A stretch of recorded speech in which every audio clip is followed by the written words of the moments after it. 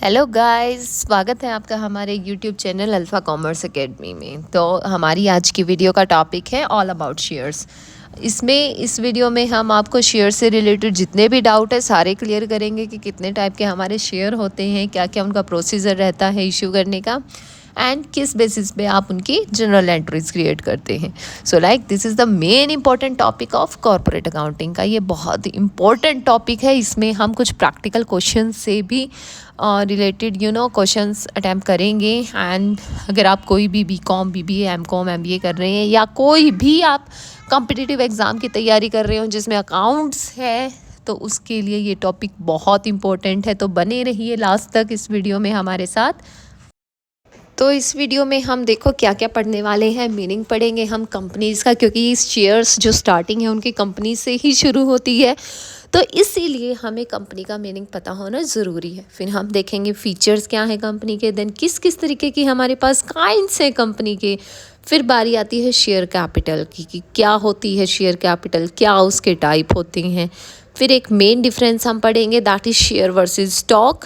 Then expectation of share capital. Then हम journal entries करेंगे कि शेयर को इशू किस किस तरीके से किया जा सकता है एंड क्या क्या उनकी बेसिक एंट्रीज होंगी।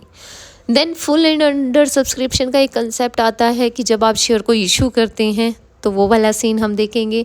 फिर हम पढ़ेंगे फॉरफीचर ऑफ शेयर, साथ के साथ हम इनके इंक्लूड करें हैं हमने प्रैक्टिकल क्वेश्चंस।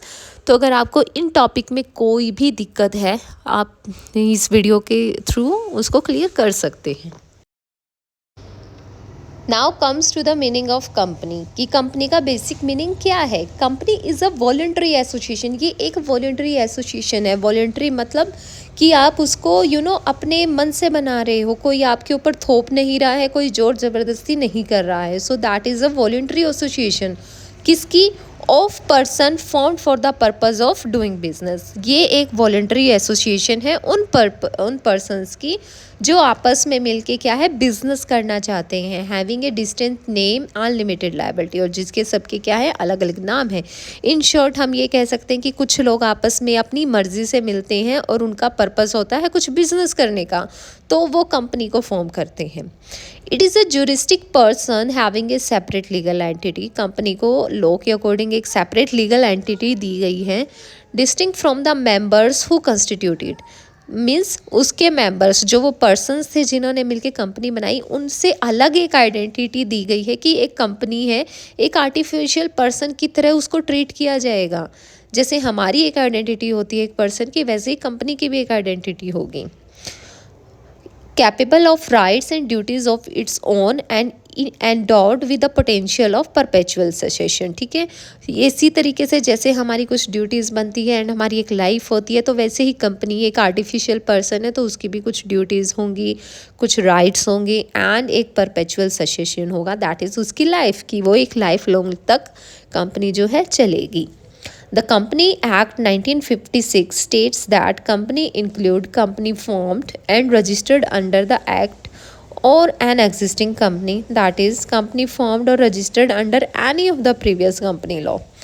तो कंपनीज एक्ट 1956 क्या बोलता है कि कंपनी में वो एक नई कंपनी फॉर्म हो रही है, नए सिरे से, वो भी इंक्लूड होगी, या फिर कोई पुरानी कोई कुछ कंपनी थी उसको चेंज कर दिया या मतलब उसको रजिस्ट्रेशन करा लिया, तो वो भी इंक्लूड होगा। तो in short we can say that company क्या है, एक आर्टिफिशियल पर्सन है जो लॉ के थ्रू बनती है, लॉ के थ्रू ही काम करती है, और इसको बनाते हैं ऐसे पर्सन जो वॉलंटरी एसोसिएशन होती है। बेसिकली मीन्स कोई जोर ज़बरदस्ती या फिर धक्के से उनको कोई साइन नहीं करवाता है। उनका मन करता है कि हाँ हम बिज़नेस करेंगे, तो एक कंपनी फॉर्म कर लेते हैं और उस कंपनी के क्या होगी, एक सेपरेट लीगल एंटिटी होगी उन पर्सन से अलग जो उसको फॉर्म कर रहे हैं। हम ये नहीं कहेंगे कि ABC पर्सन है, 3 इन्होंने मिलके कंपनी बनाई तो ABC के नाम से जानी जाएगी। नो, उसका एक अलग नाम होगा, एक अलग आइडेंटिटी होगी।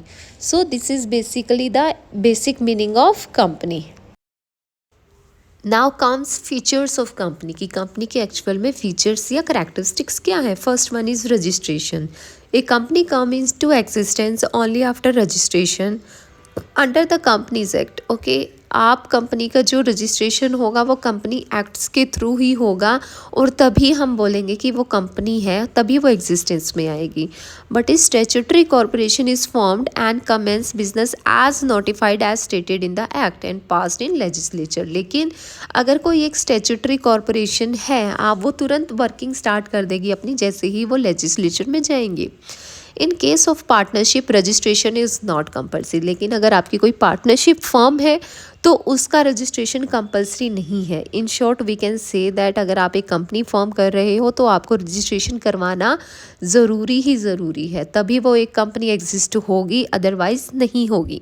और ये रजिस्ट्रेशन होगा आपका कंपनीज एक्ट के through.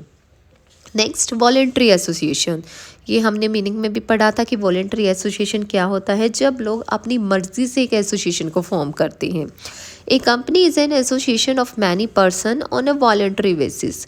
Therefore a company is formed by the choice and consent of the members. ठीक है, उनकी मर्जी से और उनके कंसेंट से ये फॉर्म होती है, कोई जोर ज़बरदस्ती या कोई धक्के से कोई भी कंपनी को फॉर्म नहीं करवाता है। Next, legal personality. A company is registered by law as a single person. जैसा हमने पढ़ा था कि ये कंपनी जो है इसकी एक अलग आइडेंटिटी होगी, वो एक सिंगल पर्सन के जैसे ट्रीट करवाई जाएगी। तो लॉ क्या है, कंपनी को एक सिंगल पर्सन के जैसे, सिंगल आर्टिफिशियल पर्सन के जैसे ट्रीट करता है। It has a legal personality, उसकी एक लीगल पर्सनैलिटी होती है। This rule applies even in the case of one man company. अगर एक आदमी भी फॉर्म कर रहा है, ठीक है, ए पर्सन है, उसने कंपनी बनाई, तो वो कंपनी का जो है अलग आइडेंटिटी होगी। ए इज़ सेपरेट पर्सन, बनाने वाला अलग है, लेकिन कंपनी की एक अलग आइडेंटिटी होगी। वो अब उसका एक नाम होगा, उसकी एक पहचान होगी। So that is the features of a company की उसका registration is mandatory, voluntary association होती है, एंड लीगल पर्सनैलिटी होती है। Basically separate legal identity from the owner और from the person who created it. Okay, कि इसका एक अलग से नाम होगा, एक अलग पहचान होगी। चाहे वो वन मैन कंपनी है तो उसको हम ये नहीं कह सकते कि भैया बनाने वाला एक ही है तो कंपनी जो है इसी के नाम से जानी जाएगी, no.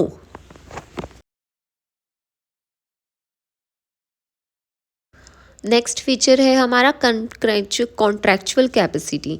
A share holder of a company in its individual capacity can not bind the company in any way. The shareholder of a company can enter into contract with the company and can be an employee of the company। ठीक है, अगर कोई share holder है company का तो वो मतलब company को बाइंड नहीं कर सकता है, वो उसके साथ एक एम्प्लॉई एंड कंपनी हेड वाला रिलेशनशिप क्रिएट हो जाता है। तो कॉन्ट्रैक्चुअल कैपेसिटी होती है दोनों के बीच में। Next is management. A company is manage by the board of directors. इसको बोर्ड ऑफ डायरेक्टर मैनेज करते हैं। होल टाइम डायरेक्टर्स होते हैं, दैन मैनेजिंग डायरेक्टर्स और managers. These persons are selected in the manner provided by the act and the article of association of the company। ठीक है, तो दो बेसिकली आर्टिकल बनते हैं जब एक कंपनी स्टार्ट होती है, एक मेमोरेंडम ऑफ एसोसिएशन होता है, एक आर्टिकल ऑफ एसोसिएशन होता है। तो जो आर्टिकल ऑफ एसोसिएशन में रूल्स लिखे होते हैं उन रूल्स को फॉलो करते हुए इन पर्सन की क्या होती है, सिलेक्शन होता है। A shareholder as such cannot participate in the management. कोई अगर शेयर होल्डर है तो वो मैनेजमेंट में पार्टिसिपेट नहीं कर सकता। ये बेसिकली कुछ रूल्स एंड रेगुलेशन से या कुछ क्वालिटीज़ से सेलेक्ट किए जाते हैं जो बोर्ड्स ऑफ डायरेक्टर्स कहलाते हैं, जिसमें इंक्लूड होते हैं डायरेक्टर्स, मैनेजिंग डायरेक्टर्स और मैनेजर्स जो कंपनी को बेसिकली मैनेज करते हैं। Next, permanent existence. The company has perpetual succession. ठीक है, हम ये मान के चलते हैं कि जो कंपनी है उसकी लाइफ जो है लंबी है, वो आगे तक चलेगी। द डेथ और insolvency of A share holder does not effect its existence. अगर किसी शेयर होल्डर की डेथ हो जाती है या वो इंसॉल्वेंट हो जाता है तो उससे कंपनी की जो एग्जिस्टेंस है उस पर फ़र्क नहीं पड़ेगा, कंपनी ख़त्म नहीं होगी। Because man may come and go but company goes on for ever. A company coming into end only when it is liquidated according to provisions of the Companies Act। एक कंपनी है, एक artificial person है, जैसे एक person की death होती है वैसे कंपनी की भी डेथ होगी, और वो कब मानी जाएगी, जब वो लिक्विडेट हो जाएगी, मीन्स दिवालिया हो जाएगी as per the provisions of companies act. तभी हम बोलेंगे कि ये जो कंपनी है ये ख़त्म हो चुकी है, इसका एंड आ चुका है। अदरवाइज़ किसी शेयर होल्डर के एंड होने से या डेथ होने से हम ये नहीं कहेंगे कि कंपनी भी जो है ख़त्म हो गई, नो।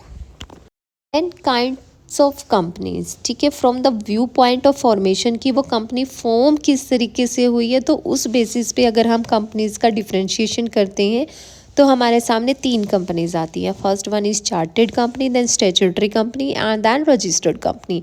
अब चार्टेड कंपनीज कौन सी होती हैं? Those companies which are incorporated under a special charter by the king और Some such as East Indian companies. Such companies are rarely formed nowadays as trading companies. So basically कोई राजा या मतलब कोई उन्होंने अपना वो दे दिया कि हाँ कंपनी फॉर्म कर दो, तो उस बेसिस पे वो हो गई, ठीक है।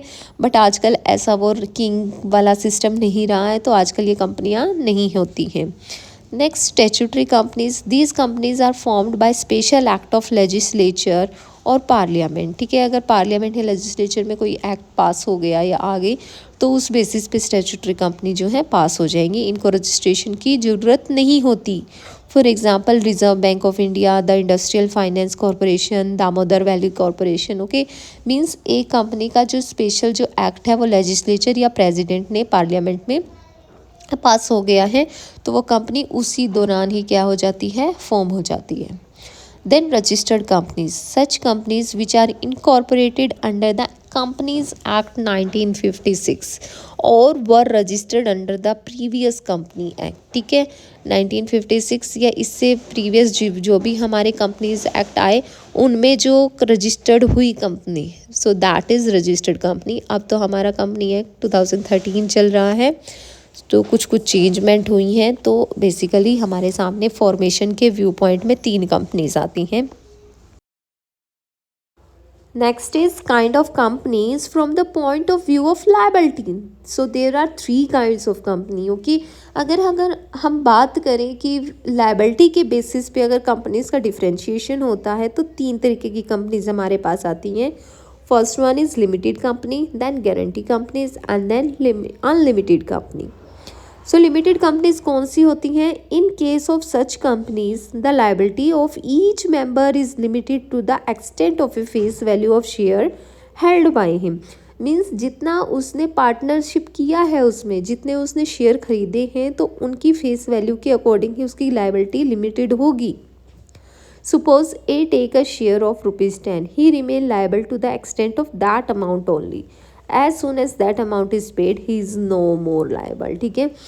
10 रुपये का अगर शेयर है, उसने 10 रुपये का एक शेयर खरीदा है, एक ही शेयर खरीदा है, तो वो 10 रुपये के लिए ही लाइबल है। जैसे ही वो 10 पे कर देगा तो उसका कोई और लाइबिलिटी नहीं बननी है। मीन्स कल को अगर कंपनी डूबने लगती है एंड उसे फंडिंग की ज़रूरत होती है, तो वो उस ए पर्सन से नहीं बोलेंगे कि आप पे करो, वो अपनी लाइबिलिटी पूरी कर चुका है। नेक्स्ट, गारंटी कंपनीज कौन सी होती हैं? The liability of the member of such company is limited to the amount he has undertaken to contribute to the asset of the company in the event of its wound up. The guaranteed amount is limited to fixed sum which is specified in the memorandum of association. Basically जितनी amount की उसने वो assets पर अपना अधिकार जमानता है कि अगर कल को ये कंपनी बंद होगी या वाउंड अप होगी तो इतना % मेरा शेयर रहेगा, तो उस हिसाब से उसकी लायबिलिटी जनरेट की जाती है। Next, unlimited companies, they are nothing but large partnership registered under the Companies Act, and the members just like partners have unlimited company and both share contribution as well as their property are at stake when the company is to be wound up. Such companies are rare these days. Basically क्या होता है, जैसे partnership होता है कि जो partners हैं उनकी जो लायबिलिटी होती है वो अनलिमिटेड होती है कि कल को अगर ये कंपनी बंद हुई तो उनको चाहिए अपने पर्सनल एसेट्स बेच के वो कंपनी को पैसा देना पड़े तो वो करेंगे। सो दैट इज़ अनलिमिटेड कंपनी की जहाँ पर पार्टनर्स की जो लायबिलिटी है वो अनलिमिटेड है, उनकी जो पर्सनल प्रॉपर्टी है या एसेट है वो भी स्टेक पे रखी जाएंगी। So these are the 3 types of companies on the basis of liability. Next है kind of companies from the point of view of public investment companies. So there are 2 kinds of company. First one is private company and second one is public company. तो private company कौन सी होती है? Means a company which by its articles restrict the right to transfer the share, ठीक है, कि ऐसी company जिसमें आप अपने शेयर्स को ट्रांसफ़र नहीं कर सकते हो, या limit the number of its members to 50 excluding past और present employ of the people who are also the member of company. Means या फिर आपके जो मेंबर्स हैं कि सिर्फ इतने ही मेंबर्स आपके हो सकते हैं। And prohibits any invitations to the public to subscribe for any shares in our debenture और द कंपनी, कि जो प्रोहिबिट करती है कि पब्लिक जो है वो सब्सक्राइब नहीं कर सकती, जनरल पब्लिक उसमें सब्सक्राइब नहीं कर सकती किसी भी शेयर्स में या डिबेंचर में कंपनी के। सो वो होती है प्राइवेट कंपनी, बेसिकली ऐसी कंपनी जहाँ पर आप अपना शेयर ट्रांसफ़र नहीं कर सकते, आपके जो मेंबर हैं वो एक लिमिट तक ही होंगे, एंड पब्लिक जो है वो आपके शेयर्स में जो इन्वेस्ट नहीं कर सकती, सब्सक्राइब नहीं कर सकती। देन पब्लिक कंपनी कौन सी होगी? Public company are those companies which are not private company. Simple definition की जो प्राइवेट नहीं है, मीन्स आप अपना शेयर भी ट्रांसफ़र कर सकते हो, आपके ऊपर कोई ऑब्लिगेशन नहीं है नंबर ऑफ मेंबर्स की, एंड आपकी जो कंपनी है उसमें पब्लिक इसलिए जो है सब्सक्राइब कर सकती है। All the three above restrictions are not imposed on such company. So ये कौन सी कंपनी होगी? पब्लिक कंपनी होगी। बेसिकली अगर कुछ रूल्स हैं, कुछ ऑब्लिगेशंस हैं, तो वो आपकी पब्लिक प्राइवेट कंपनी कहलाएगी। और अगर वो तीनों रूल्स या ऑब्लिगेशंस आपकी कंपनी पर नहीं होते तो आपकी कंपनी जो है पब्लिक कंपनी कहलाएगी। ओके, प्राइवेट कंपनी के नाम के आगे like for example ABC company है तो उसके आगे लिखा मिलेगा आपको ABC प्राइवेट लिमिटेड। और पब्लिक कंपनी है तो उसमें आपका ये प्राइवेट वर्ड नहीं होगा, वो सीधा आ जाएगा ABC लिमिटेड। सो आप नाम से भी देख सकते हैं कि कौन सी कंपनी प्राइवेट है, कौन सी कंपनी पब्लिक है। फिर हमारे पास टर्म्स आती है share capital, issue and forfeiture of shares. ठीक है, शेयर कैपिटल क्या होता है? बेसिकली जब हम एक कंपनी जो है शेयर को इशू करती है और उन इशू करने से जो कंपनी के पास पैसा आता है, बेसिकली जो अमाउंट आती है, कैपिटल आती है from the issue of share, that is share capital. तो उसके कुछ टाइप्स हैं। First one is authorised capital. Authorised capital कौन सी होती है? It is also refer to at times as registered company, की जो कंपनी रजिस्टर्ड हुई थी। This is the total of the share capital which is a limited company is allowed authorise to issue to its share holder. It present the upper boundary for the actual issued share capital, hence also called nominal capital. So basically जब एक company form हुई थी तो उसका एक memorandum of association बना था जिसमें बेसिकली सारी डिटेल्स लिखी होती हैं कि कंपनी का नाम क्या है, क्या एड्रेस है, इसका कौन कौन मेंबर्स हैं एंड कितनी शेयर कैपिटल है। ठीक है, तो उसी दौरान क्या है, एक अमाउंट लिखी जाती है कि कंपनी अपने पूरे लाइफ टाइम में इतनी अमाउंट तक, एक हाईएस्ट अमाउंट लिखी जाती है अपर बाउंड्री, कि यहाँ तक ही जो अपनी जो है शेयर कैपिटल रेज कर सकती है। मींस यहाँ तक की ही कैपिटल के शेयर इशू कर सकती है कंपनी अपने शेयर होल्डर से, इसके ज़्यादा नहीं कर सकती। सो मींस एक अपर बाउंड्री सेट कर देना at the time of incorporation of company, की जब कंपनी स्टार्ट हो रही है, रजिस्टर्ड हो रही है, एक अपर लिमिट सेट कर देना कि इससे ज़्यादा कंपनी जो है शेयर होल्डर से पैसा नहीं लेगी from the issue of share. So that is authorised capital. Means ये कंपनी ऑथोराइज्ड है सिर्फ इतना ही पैसा शेयर्स के थ्रू लेने के लिए। Okay, then issued share capital, it is the total of the share capital issued to the shareholder। Means ये क्या है, बेसिकली ऑथोराइज्ड का पार्ट है। फॉर एग्जांपल ऑथोराइज्ड में आपको 10 दे दिया अमाउंट, बट अभी आपको 10 की ज़रूरत नहीं है, आपको 1 या 2 की ही ज़रूरत है। तो बेसिकली जो आपने इशू की, आपने जितने शेयर इशू किए और उनसे जितना पैसा आया, so that is issued share capital. फिर इसके सब पार्ट्स आते हैं हमारे पास। First one is subscribed capital. It is the portion of the issued capital which has been subscribed by the investor including the public. This may be less than the issued share capital, or there may be capital for which no application has been received yet unsubscribed capital. Means आपने issue किए, ठीक है, अब public ने कितनों के लिए कितने आपके शेयर्स खरीदे, सो दैट इज़ सब्सक्राइब्ड कैपिटल की पब्लिक ने जो भी जिन मीन्स जनरल पब्लिक ने कि कितने शेयर्स को सब्सक्राइब किया और उनसे जो capital I that is share capital. वो इश्यूड कैपिटल के इक्वल भी हो सकती है, कम भी हो सकती है एंड ज़्यादा भी हो सकती है, क्योंकि तीनों केस हमारे बन सकते हैं कि आपने इशू किया, पब्लिक ने सारे के सारे शेयर्स खरीद लिए, या पब्लिक ने कम शेयर्स खरीदे, या पब्लिक ने ज़्यादा की डिमांड कर दी। सो तीनों सिचुएशन इसमें हो सकती हैं। Next is called up share capital. This is the total amount of issued capital for which the share holder are requested to pay. जितना बेसिकली कंपनी ने कॉल किया है, अभी पब्लिक ने शेयर्स को सब्सक्राइब कर दिया, अब कंपनी उनसे कितना पैसा मांग रही है उन शेयर्स पे, so that is called up share capital. Then paid up share capital, this is the amount of share capital paid by the share holder, की एक्चुअल में शेयर होल्डर ने पे कितना किया। अब ये भी हो सकता है कि कंपनी ने मान लो 10 रुपये मांगे तो कब पब्लिक ने 10 दे दिए, बट कम भी हो सकता है कि कंपनी ने मांगे 10, पब्लिक ने दिए ही नहीं। ये ज़्यादा भी हो सकता है कि कोई सोचता है कि मेरे पास अभी एक्स्ट्रा अमाउंट पड़ी है, मैं अभी दे देता हूँ, बाद में मैं सारी पेमेंट मतलब एक साथ ही कर देता हूँ। So this may be less then called cap capital, means ये लेस देन भी हो सकती है, इक्वल भी हो सकती है एंड मोर देन भी हो सकती है। In simple sense we can say that subscribed capital वो कैपिटल जितना लोगों ने सब्सक्राइब किया, कॉल्ड अप कैपिटल जितना पब्लिक ने कंपनी ने पब्लिक से मांगा। पब्लिक कौन, अब यहाँ पे शेयर होल्डर्स की कंपनी जो है शेयर होल्डर से कितना पैसा अभी मंगवा रही है। Then paid up share capital की शेयर होल्डर ने कितना पे किया, ठीक है।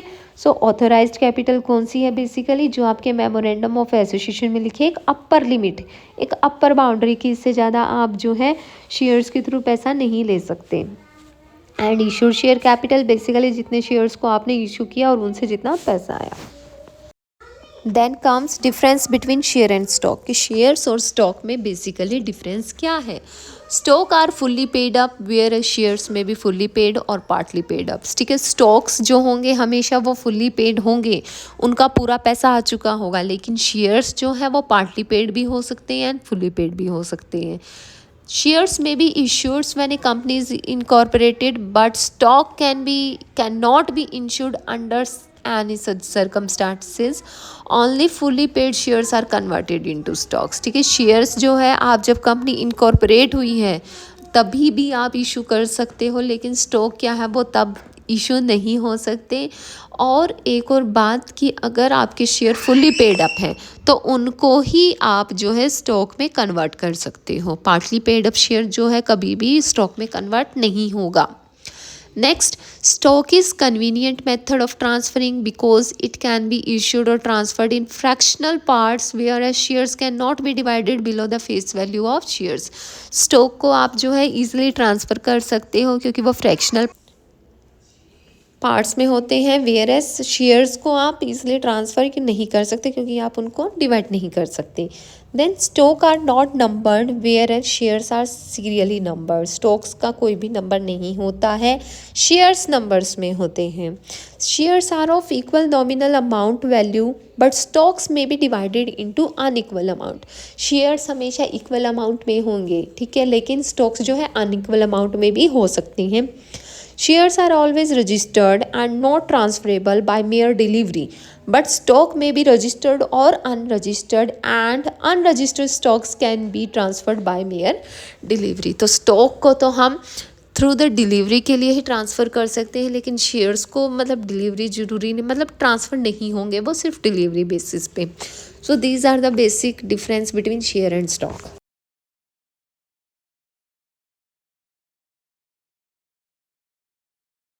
Next is expansion of share capital, कि शेयर कैपिटल को आप एक्सपेंड कैसे कर सकते हो। राइट और bonus shares, basically right shares और bonus shares. The company may issue fresh shares to the existing share holder in proportion to the share held by them. तो बोनस शेयर और राइट शेयर्स कौन से होते हैं, जब company अपने ही share holders को न्यू शेयर इशू करती है। सो राइट शेयर्स में क्या होता है, first priority existing share holder को मिलती है, बट बोनस शेयर्स क्या होते हैं, फ्री में कंपनी जो है अपने शेयर होल्डर को न्यू शेयर्स इशू कर सकती है। तो इस तरीके से क्या है, कंपनी अपनी शेयर कैपिटल को एक्सपेंड कर सकती है। Then initial public offers, that is IPOs. The company may offer an offer inviting the general public to subscribe to its share. जो नॉर्मल तरीका फॉलो होता है that is IPO, initial public offer, कि company जो है public को offer करती है कि आओ आप हमारे शेयर्स को सब्सक्राइब करो. Then preferential allotment, a company may make a bulk allotment to an individual, companies, venture capitalist और any other person through a fresh issue of share. ठीक है, बल्क में सारी मतलब शेयर्स दे देना. It is known as preferential allotment. Under this method, the entire allotment is made to pre-identified peoples who may or may not be existing shareholder at predetermined price. The lock-in period under this is 3 years from the date of allotment in any case of promoter contributors. But in case of pre-issue of share company of an unlisted company, the lock-in period is 1 year and from the date of commencement of commercial production. So that is preferential allotment. Right share, right bonus shares में क्या होता है, company अपने ही share holder को new share issue कर देती है. IPOs में जनरल पब्लिक के पास जाती है. एंड प्रेफरेंशियल अलॉटमेंट में क्या होता है, बेसिकली कुछ पहले से ही डिसाइडेड पर्सन होते हैं, उनको मतलब बल्क में उनको शेयर्स दे देती हैं. और इनका बेसिकली टाइम पीरियड होता है, लॉकिंग पीरियड होता है 3 इयर्स का. लेकिन अगर जहाँ पर क्या है अनलिस्टेड कंपनी है तो वहाँ पर लॉक इन पीरियड रहेगा आपका 1 ईयर, कि आप खरीद सकते हो या नहीं खरीद सकते. Then comes journal entries for issue of share. आपने शेयर्स को इशू किया तो उनकी जनरल एंट्रीज क्या क्या बनेंगी. On receipt of application money, पहले क्या होगा, आपके पास एप्लीकेशंस की मनी आएगी. आपने मान लो 10 शेयर इशू कर दिए, ठीक है, मान लो 10,000 शेयर इशू कर दिए और 10 रुपये का एक शेयर है और आप मांग रहे हो कि 2 रुपये अलॉटमेंट पे, 3 रुपये 2 रुपये एप्लीकेशन पे, 3 रुपये अलॉटमेंट पे. ठीक है, तो फर्स्ट क्या होगा, कंपनी के पास पैसा आएगा. फॉर एग्ज़ाम्पल कॉलेज में आप लोग एडमिशन लेते हो तो कॉलेज के जो एडमिशन फॉर्म निकलते हैं तो पहले आप खुद जाते हो अप्लाई करने के लिए कॉलेज में एडमिशन के लिए, तो आप एप्लीकेशन फॉर्म फिल करते हो, साथ में उसकी फ़ीस देते हो. तो फर्स्ट अमाउंट में क्या होता है कि कंपनी के पास पैसा आता है एप्लीकेशन का, कि लोगों ने अप्लाई किया और उस पर जो पैसा दिया.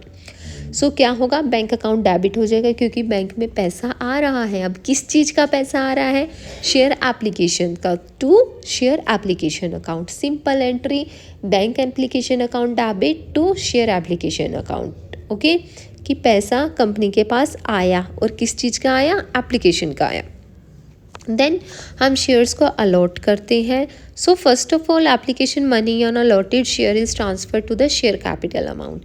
तो पहले क्या है, हम जो एप्लीकेशन मनी है उसको क्या करेंगे, ट्रांसफ़र करेंगे शेयर कैपिटल अकाउंट में. तो हमारी सेकेंड एंट्री बनेगी कि share application account debit to share capital account. ठीक है, सो 2 हमारी एंट्रीज बन गई एप्लीकेशन पे. First one bank to share capital, then वो पैसा हम ट्रांसफ़र करेंगे शेयर कैपिटल में, share application to share capital account. Okay, then those applicant who could not be allotted any share, their application money will be returned. ठीक है, for example company ने 10 share issue किए लेकिन application आ गई आपके पास 15 के लिए, लेकिन आप अलॉट कर रहे हो ओनली 10, तो 5 जो है आप उनको एप्लीकेशन मनी उनको वापस करोगे. तो उस सीन में आपकी क्या एंट्री बनेगी, share application account debit to bank account. ठीक है, कि आपके अकाउंट से पैसा जा रहा है इसीलिए हम क्रेडिट कर रहे हैं. तो share application to bank account. Okay, so application की यहाँ पे देखो 3 एंट्रीज हो गई हैं. पहले आपके पास पैसा आया बैंक टू शेयर एप्लीकेशन, फिर उस पैसे को आपने क्या किया, शेयर कैपिटल अकाउंट में ट्रांसफ़र कर दिया, share application account debit to share capital account. In case अगर ऐसा कुछ है कि आपने कुछ शेयर्स को पैसा नहीं दिया, सॉरी शेयर्स नहीं दिए कुछ शेयर होल्डर्स को, तो उनकी जो एप्लीकेशन मनी आपके पास आई थी, फॉर एग्जांपल आपके कॉलेज में सिर्फ 30 ही सीट है लेकिन आपके पास एप्लीकेशन आ गए 50, तो 20 को आप भगाओगे वापस, तो उनको आपने क्या करना है, उनका पैसा रिफंड कर देना है. तो share capital account debit, share application account debit to bank account. Share application का ट्रीटमेंट हो गया। अब आप क्या करोगे, आपके पास एप्लीकेशंस आ गए, आपने रख ली कि हमने इतने ही लोगों को अलॉट करना है। अब क्या करोगे, आप अलॉट करोगे शेयर्स को। On the allotment of share the allotment money become due to the company share allotment account. ठीक है, आपने अलॉट कर दिए, सिर्फ 10 शेयर होल्डर रख लिए। अब क्या है, आप उनसे अलॉटमेंट का पैसा मांगोगे। जैसे फर्स्ट में से सेकंड फर्दर फीस आपसे मांगी जाती है, कॉलेज आपसे मांगता है, वैसे ही क्या है, अब आप अलॉटमेंट का पैसा मांगोगे। तो फर्स्ट एंट्री आपकी होगी ड्यू की, कि आपने ड्यू करना है, क्योंकि अब उनको नहीं पता, शेयर होल्डर को नहीं पता कि आपको अलॉटमेंट का पैसा कब चाहिए। ठीक है, उन्होंने तो वो तो एप्लीकेशन का दे चुके हैं, लेकिन अब अलॉटमेंट की बारी, अब कंपनी उनको बताएगी कि आपका ये पैसा ड्यू है, आपने पे करना है। तो फर्स्ट एंट्री होगी हमारी ड्यू की। So that is share capital account, share allotment account debit to share capital account being the share allotment money due. Okay, then on receipt of allotment money, फिर जो आपको क्या है, पैसा रिसीव हो जाएगा, तो एंट्री बनेगी हमारी bank account debit to share allotment account. क्योंकि हमारे पास अब क्या अलॉटमेंट का पैसा आ जाएगा, तो बैंक अकाउंट हमारा क्या हो जाएगा, डेबिट हो जाएगा। Then on making the first call, फिर आप फर्स्ट कॉल को सेम अलॉटमेंट की तरीके से ड्यू करोगे शेयर होल्डर्स को। ठीक है, उनको बताओगे कि अब आपने फर्स्ट कॉल का पैसा देना है, तो ड्यू करनी पड़ेगी आपको share first call account debit to share capital account. फिर सेकंड नेक्स्ट स्टेप पे क्या होगा, आपको फर्स्ट कॉल का पैसा भी रिसीव हो जाएगा, तो बैंक अकाउंट आपका डेबिट हो जाएगा। और किस चीज़ के पैसा आएगा उसमें, to share first call account debit. ठीक है, सो ये एंट्री हमारी allotment due, allotment receive, then first call due, first call receive की रहेंगी। ठीक है, सिंपल है, share allotment to share capital, फिर रिसीविंग की bank account debit to share allotment, फिर फर्स्ट कॉल की due, first call account debit to share capital, then first call receive की आ जाएगी bank to share first call account. चलो एक example के थ्रू हम ये एंट्रीज समझते हैं। तो हमारा एग्जांपल है कि फैशन फैब्रिक एक लिमिटेड है, देखो limited, so that is public company, issued 1 lakh share of ₹10 each. उन्होंने 1 लाख शेयर इशू किए और 10 रुपये का एक शेयर है। और कंपनी कैसे अमाउंट मांग रही है, ₹2 आपके एप्लीकेशन पे मांग रही है, ₹3 आपके अलॉटमेंट पे मांग रही है, एंड बाकी बच गए 5 वो आपके कॉल्स पे मांग रही है। ये एक ही कॉल करवा रहे हैं। ठीक है, तो फर्स्ट स्टेप पे आपको पता है क्या होगा, पहले आपके पास एप्लीकेशन का पैसा आएगा, फिर आपने उस एप्लीकेशन के पैसे को शेयर कैपिटल में भेजना है। फिर थर्ड नंबर पे आप करोगे अलॉटमेंट ड्यू, फिर अलॉटमेंट का पैसा आपके पास आएगा, फिर करोगे कॉल ड्यू, फिर कॉल का पैसा आपके पास आएगा। तो ये सिंपल मीनिंग आप लेके चलना। तो फर्स्ट एंट्री हमारी सिंपल क्या होगी, पहले क्या है हमारा स्टेप कि एप्लीकेशन का पैसा आएगा, तो हमारा जो बैंक अकाउंट है वो क्या हो जाएगा, डेबिट। और किस चीज़ का पैसा आया बैंक में, टू शेयर एप्लीकेशन। देखो हमारे जो है 1 लाख शेयर है और 10 रुपये का एक शेयर है। ठीक है, 10 रुपये कंपनी कटा के मांग रही है कि 2 रुपये आप हमको एप्लीकेशन पे दे दो, 3 अलॉटमेंट पे एंड 5 कॉल पे। तो यहाँ पे एप्लीकेशन की रुपीज़ कितनी है, 2 पर शेयर है। ठीक है, कंपनी 2 रुपये मांग रही है और शेयर कितने हैं, 1 लाख। तो 2 × 1 lakh that is 2 lakh. Okay, तो ये हमारी अमाउंट आ जाएगी। अब सेम इसी अमाउंट को आप क्या करोगे, शेयर कैपिटल में ट्रांसफ़र कर दोगे, तो हमारी एंट्री आ जाएगी share application account debit to share capital account. Then third step पे आपको क्या करना है, अलॉटमेंट को ड्यू करना है। अब अलॉटमेंट पे कंपनी कितने रुपए मांगेगी, 3 रुपये मांग रही है, देखो क्वेश्चन में। तो ड्यू की एंट्री क्या थी, share allotment account debit to share capital account. कितने से ड्यू होगा, 3 रुपीज़ से होगा, 3 रुपीज़ पर शेयर, और शेयर कितने हैं, 1 लाख। सो 3 × 1 lakh that is 3 lakh. Next क्या होगा, फिर आपने जब ड्यू कर दिया थर्ड स्टेप पे, अब आपको वो अलॉटमेंट का पैसा रिसीव हो जाएगा। सेम थिंग, रिसीव हुआ तो बैंक अकाउंट आपका डेबिट हो जाएगा to share allotment account that is 3 lakh. फिर इसके बाद क्या करोगे, आप फर्स्ट कॉल को, जितनी भी आपकी कॉल है आप उसको ड्यू करोगे। So that is first and final call account debit to share capital account. ठीक है, मीन्स जितने भी क्वेश्चन में आपकी ड्यू होती हैं, कॉल्स होती हैं, उसमें लास्ट वाली कॉल के साथ आप फाइनल वर्ड जोड़ देते हो। जैसे यहाँ पे सिर्फ एक ही कॉल है तो आपका नाम हो जाएगा फर्स्ट एंड फाइनल कॉल। अब कॉल पे कंपनी 5 रुपीज़ मांग रही है। ठीक है, तो 5 × 1 लाख दैट इज़ 5 लाख। फिर लास्ट स्टेप पे क्या होगा, आपको कॉल का पैसा भी मिल जाएगा। सो बैंक अकाउंट आपका डेबिट हो जाएगा किस चीज़ से, to share first and final call account, that is 5 lakh. Not all the shares may be equity share or preference share, but in the term share is used, it means equity. तो आप कौन सा use करोगे, equity share नाम use करोगे, ठीक है. To equity share allotment account, अगर प्रेफरेंस है तो आप to preference share allotment account या प्रेफरेंस शेयर कैपिटल अकाउंट इस तरीके से करोगे. Okay, so 6 step basically. First step आपका रहेगा एप्लीकेशन, मनी रिसीव होना, देन आप उस एप्लीकेशन मनी को शेयर कैपिटल में ट्रांसफ़र करोगे. थर्ड इज़ आप अलॉटमेंट ड्यू करोगे, फिर आपको अलॉटमेंट ही रिसीव होगा, फिर आप फर्स्ट कॉल को ड्यू करोगे एंड फर्स्ट कॉल आपका रिसीव होगा. तो ये सिंपल 6 स्टेप हैं जो आप मत भूलिएगा कोई भी इश्यू ऑफ शेयर्स में. ये 6 स्टेप आपके फॉलो करने आपने. नेक्स्ट आता है हमारे पास issue of shares at premium. Means जब आप अपने शेयर्स को एक प्रीमियम अमाउंट पे बेचते हो, मीन्स आपको पता है कि कंपनी बहुत रेप्यूटेड है, आप जितने भी पैसे मांगोगे लोगों ने आपको दे देने हैं.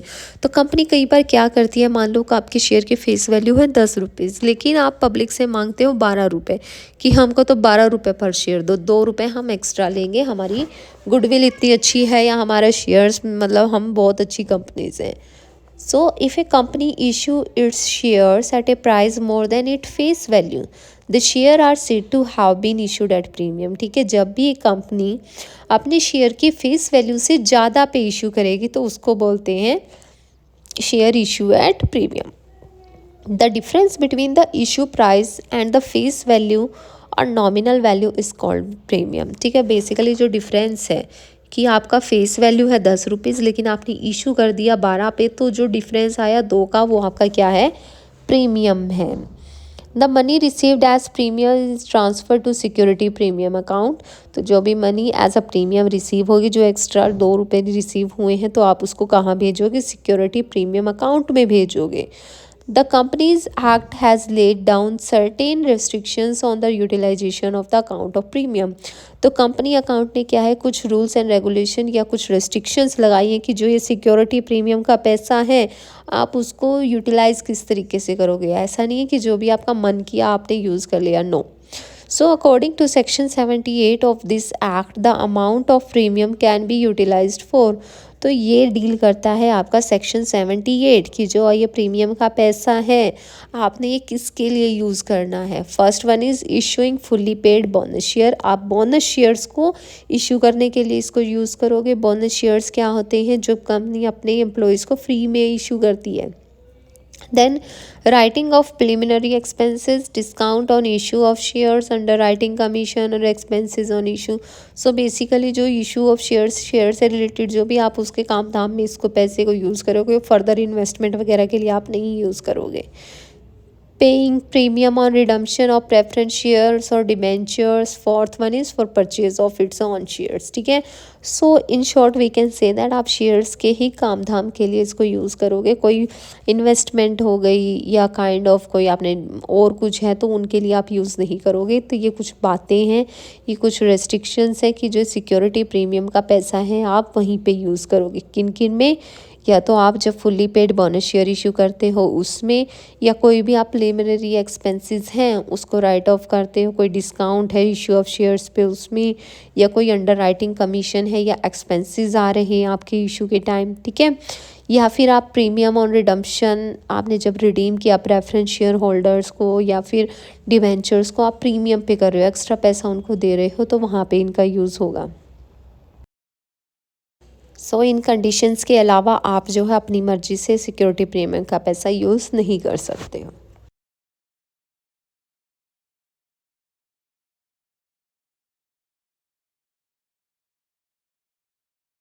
अब कंपनी ने क्या है, शेयर को इशू किया है प्रीमियम में, तो उसकी जो जनरल एंट्रीज हैं वो क्या होंगी. तो देखो हमारे पास 2 ऑप्शन बनते हैं कि कंपनी या तो एप्लीकेशंस के साथ जो है सिक्योरिटी प्रीमियम का पैसा मांगती है या फिर अलॉटमेंट के उस पे मांगती है. तो फर्स्ट केस से हमारा कि security premium collected with the share application money, की शेयर एप्लीकेशन मनी के साथ ही कंपनी ने जो है प्रीमियम का पैसा मांग दिया.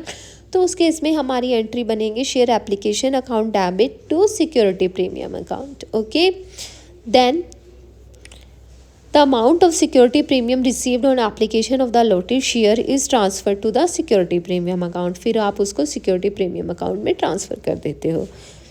Then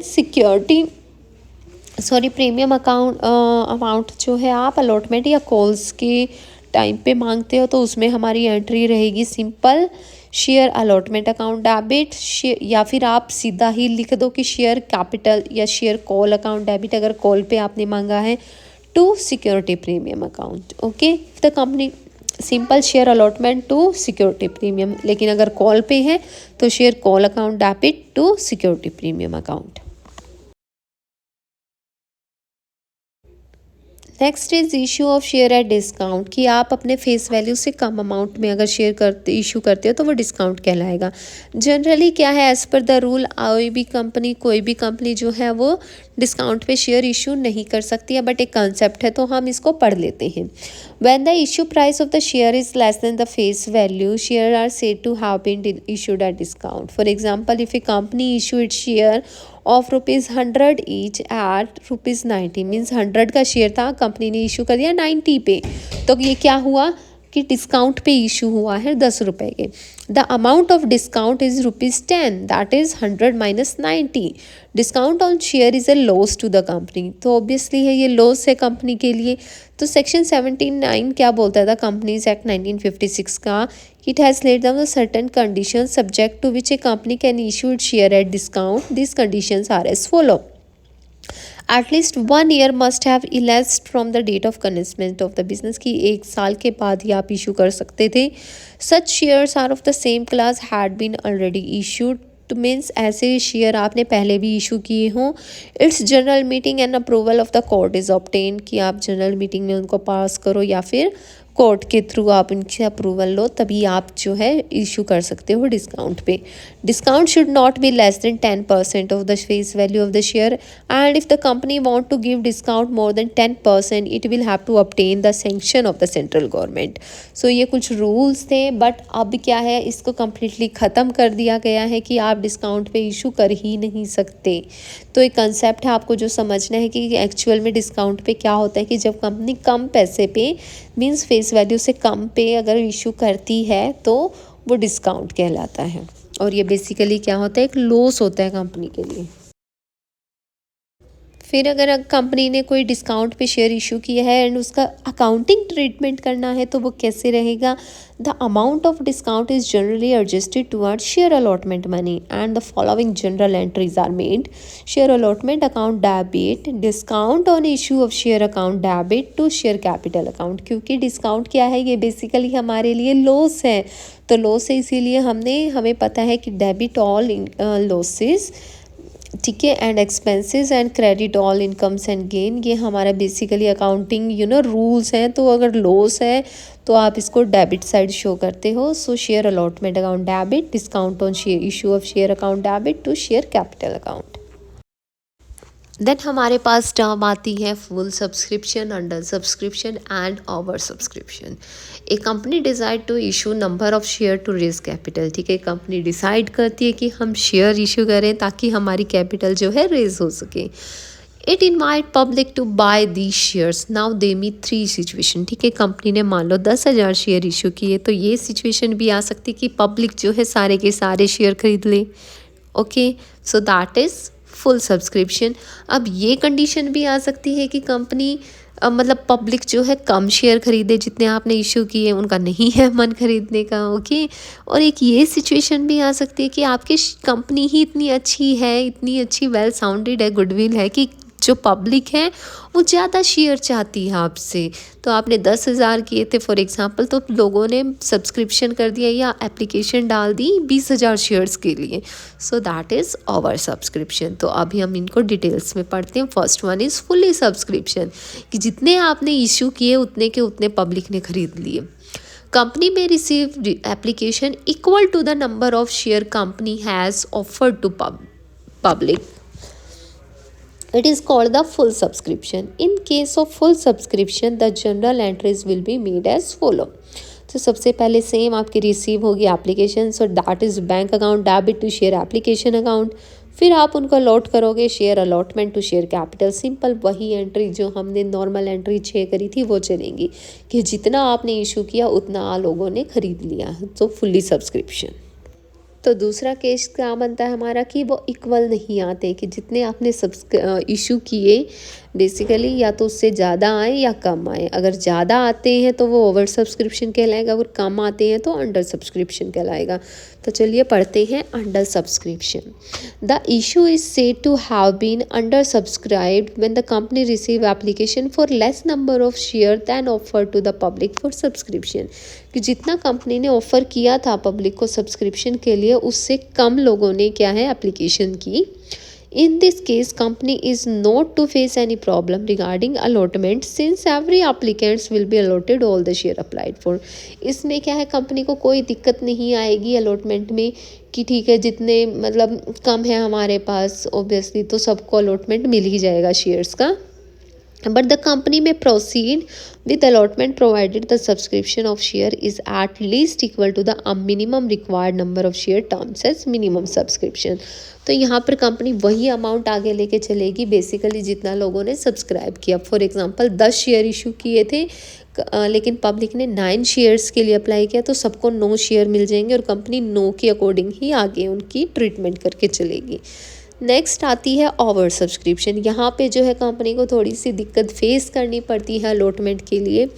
When the company receive application for more number of share than the number of share offered to the public for subscription, it is a case of oversubscription। A company cannot allot more share than what it is offered। जितने offer किए company ने 10 offer किए थे तो 10 ही allot करेगी, इससे ज़्यादा वो अलॉट नहीं कर सकती। अब आपके पास 15 आ गए हैं तो 5 को क्या है वो टाटा बाय बाय कर देंगे। So in case of over company over का subscription company has the following options. तो कुछ ऑप्शंस आते हैं वो हम पढ़ते हैं अभी। So if the company application money received on partially accepted application is more than the amount required for adjustment ward allotment money, the excess money is refunded. ठीक है, अगर मान लो किसी शेयर्स में बिल्कुल नहीं था, ठीक है कि उनको शेयर मिला ही नहीं किसी को, तो वो तो सारा पैसा जो है रिफ़ंड हो जाएगा। लेकिन अगर किसी को शेयर मिल गए हैं लेकिन उसने एप्लीकेशन के टाइम ज़्यादा दे दिए थे, फॉर एग्ज़ाम्पल किसी पर्सन ने अप्लाई किया था 11 शेयर्स के लिए लेकिन उसको मिले कितने 10 शेयर ही मिले, तो जो 1 रुपीज़ जो 1 शेयर का जो उसने एप्लीकेशन पैसा ज़्यादा दे दिया था तो वो उसका पैसा क्या होगा रिटर्न नहीं होगा, उसका फर्दर एडजस्ट हो जाएगा क्योंकि उसने अभी अलॉटमेंट मनी भी देनी है, फर्स्ट कॉल भी देनी है, ठीक है, तो उसका एडजस्ट हो जाएगा। लेकिन कोई ऐसा पर्सन है, ठीक है, जिसको एक भी शेयर नहीं मिला, उसको कम्प्लीटली कंपनी ने एक भी शेयर नहीं दिया तो उसका जो एप्लीकेशन का पैसा सारा जो है वो रिफ़ंड कर दिया जाएगा। तो शेयर एंट्री हमारी बनेगी, अगर उसका पैसा एडजस्ट कर रहे हैं हम तो एंट्री बनेगी share application account debit to calls in advance. तो उसका हम वो जो एक्स्ट्रा मनी है उसकी हम एडवांस कॉल लेके चलेंगे कि इसने फर्दर कॉल का पैसा जो है ये हमारा एडवांस है।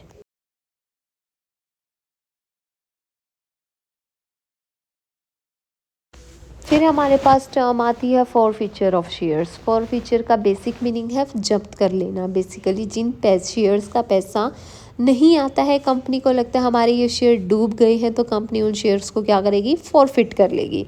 If a share holders fails to pay the amount due of allotment और any of the call on share issued by the company, the boards of directors may decided to cancel his or her membership of the company।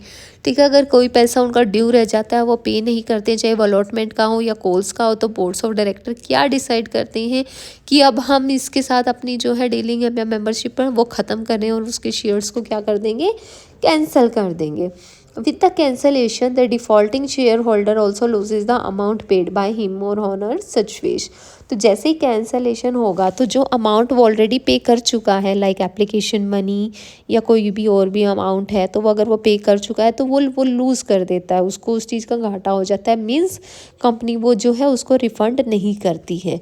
Thus, when a shareholder is deprived of his or her membership due to non-payment of call, it is called a forfeiture of share। तो इसीलिए इसको क्या बोलते हैं forfeiture of shares बोलते हैं कि जब एक जो शेयर होल्डर है वो अपना मेंबरशिप है लूज़ कर देता है। क्यों? क्योंकि उसने कोई पेमेंट नहीं करी थी, डिफ़ॉल्टिंग इन पेमेंट था, और उसने जो है अपना पैसा भी खो दिया है जो ऑलरेडी पे कर चुका है। So that is forfeiture of share.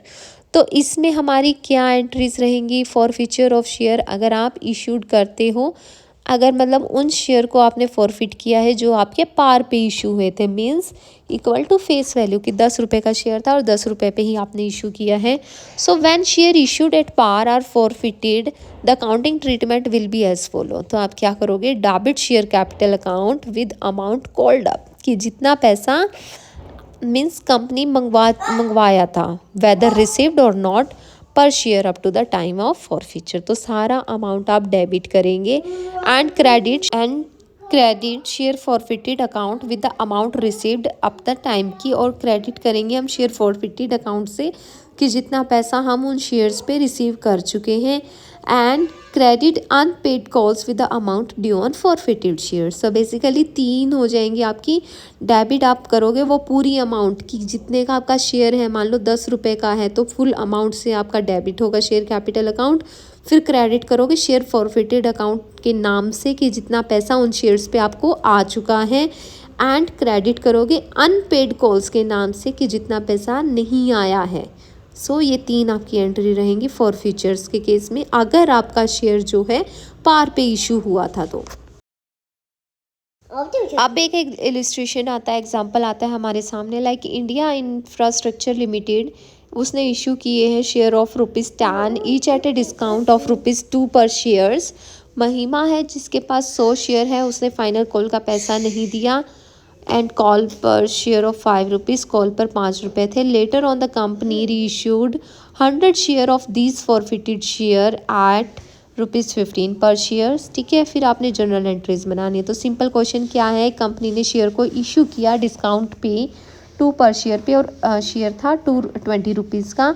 महिमा एक पर्सन थी, शेयर होल्डर थी, जिसके पास 100 शेयर थे, लेकिन उसने फाइनल कॉल का पैसा नहीं दिया। फाइनल कॉल पे पैसे देने थे ₹5। फिर लेटर ऑन कंपनी ने क्या किया, उन शेयर को फॉरफिट कर दिया और री इशू कर दिया, एंड री इशू कर दिया ₹15 पर शेयर पे। तो आपने जनरल एंट्रीज बनानी है फॉर फीचर की भी एंड री इशूज़ की भी। ठीक है, तो फर्स्ट हमारी देखो क्या बनेगी, फॉर फीचर की बनाओ। शेयर कैपिटल अकाउंट, कितने शेयर फॉरफिट हुए हैं यहाँ पे, हमारे 100 शेयर फॉरफिट हुए हैं। ओके, और शेयर था हमारा ₹20 का, तो 100 इंटू 20 आपकी अमाउंट आ जाएगी शेयर कैपिटल में। 2 शेयर फॉरफिटेड अकाउंट, यहाँ पे वो अमाउंट आएगी जितना पैसा इन पे आ चुका है। तो यहाँ पे सिर्फ ₹5 नहीं आए हैं, बाकी ₹15 आपके आ चुके हैं। Okay, then to discount on issue of share, कुछ आपने डिस्काउंट है इशू पे वो डालोगे आप। ठीक है, क्योंकि डिस्काउंट पे इशू हुआ है। And to share final call account debit, तो 500 के अकाउंट उसमें आपके आ जाएंगे। तो ये रीड कर लीजिएगा एग्जांपल एक बारी अच्छे से। फर्स्ट एंट्री हमारी लाइक 15 पे अगर आप इशू करें तो bank account debit to discount on issue of share account debit to share forfeited account to share capital account entry आ जाएगी। सेकंड हमारी फॉरफीचर की, share forfeited account debit to share capital reserve account debit account credit. Okay, तो एक बार आप इसको देख लीजिएगा, आपको समझ में आ जाएगा।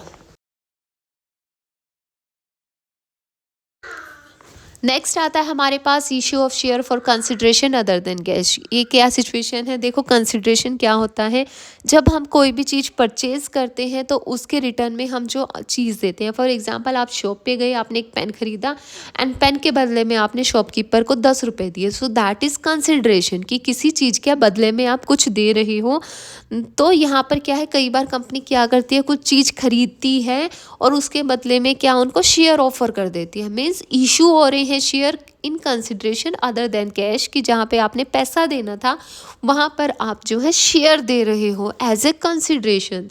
Sometimes share are issued to the promoters of the company in lieu of the services provided by them during the incorporation of the company। कई बार क्या करती है कंपनी, प्रोमोटर्स को भी शेयर इशू कर देती है।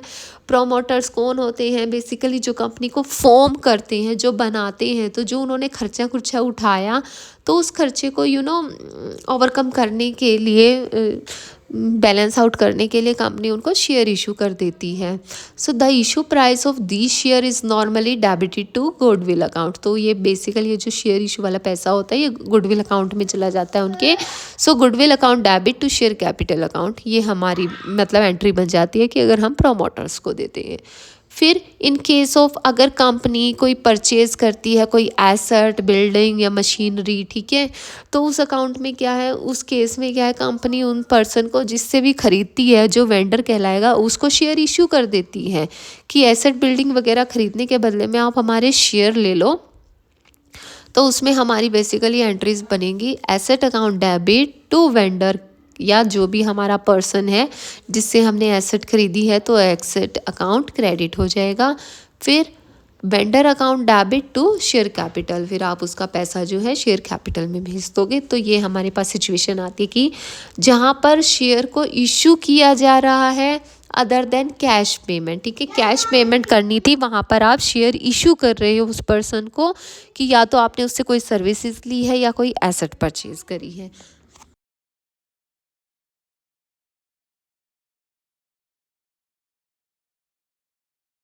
So thank you. अगर आपको इस टॉपिक से रिलेटेड कोई भी डाउट है तो आप हमें कमेंट करके बता सकते हैं।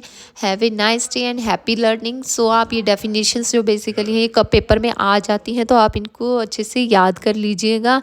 और डिटेलिंग में जो है हमने अब फर्दर वीडियोस भी डाली हैं, आप प्लीज़ गो थ्रू दैम, तो आपको डिटेलिंग में जो कंसेप्ट जो है समझ में आ जाएगा।